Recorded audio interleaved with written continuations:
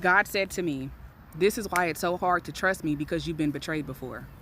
Betrayal is the act of breaking a person's trust through disloyalty, deception, or violation of confidence, leading to emotional distress and psychological trauma. Then God asks, well, how did I violate your trust? Because even when I'm living for you, you allow bad things to happen. You've allowed me to be ridiculed, mocked, humiliated, mistreated, displaced, all which led to emotional distress and psychological trauma.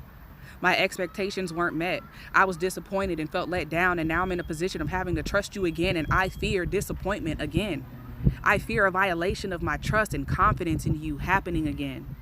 So here's my wound, Lord. It's festering with doubt, unbelief, and double-mindedness. It's leaking drips of maybe he will, maybe he won't.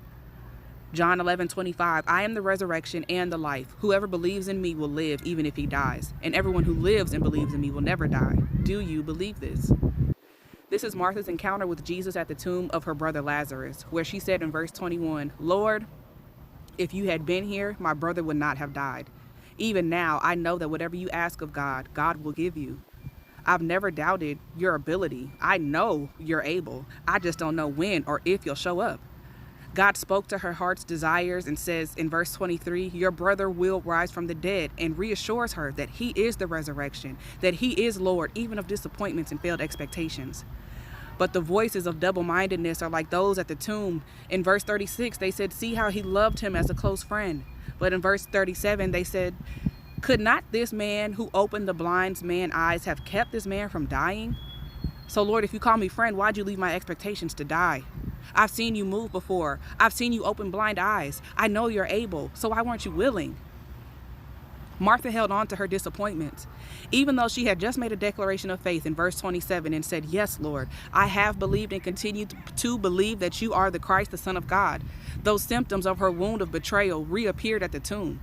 Even though Martha went to God and expressed her disappointment, and God spoke to her doubt and unbelief and reassured her of the resurrection, in an attempt to protect herself from further disappointment, she tried to avoid putting her confidence in him again.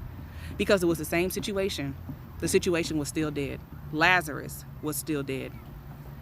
And God is commanding that this pain now be reopened, that the stench of dead expectations and deferred hope be released. And I, like Martha, afraid of rejection of my request that I made known before God, being let down, being emotionally distressed, trying to guard my heart from him instead of entrust my heart to him, I've said, like she did in verse 39, Lord, by this time there will be an offensive odor, for he has been dead 4 days. It's hopeless. My hope has already been deferred. I don't want to be reminded by the stench of offense. Leave it closed. How many people have been stuck at the tomb for years because we don't want God to open it? We don't want to be let down, our hope deferred, to smell the stench of offense and the violation of my confidence, to protect ourselves from emotional distress. But God has said, as he did in verse 40, did I not say to you that if you believe, you will see the glory of God, the expression of his excellence?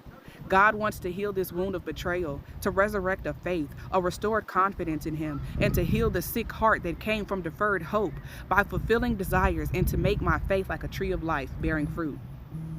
Proverbs chapter 13 verse 12 says, hope deferred makes the heart sick, but when desire is fulfilled, it is a tree of life.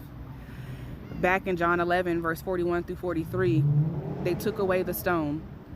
And Jesus raised his eyes toward heaven and said, Father, I thank you that you have heard me. I knew that you always hear me and listen to me. But I have said this because of the people standing around, so that they may believe that you have sent me and that you have made me your representative. When he had said this, he shouted with a loud voice, Lazarus, come out.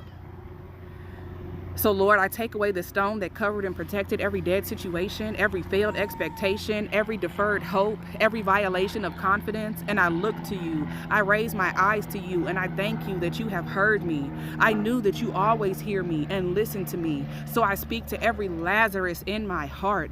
Lazarus, come out. Out came the man who had been dead, his hands and feet tightly wrapped in burial cloth, wrapped around his face. Jesus said to them, unwrap him and release him.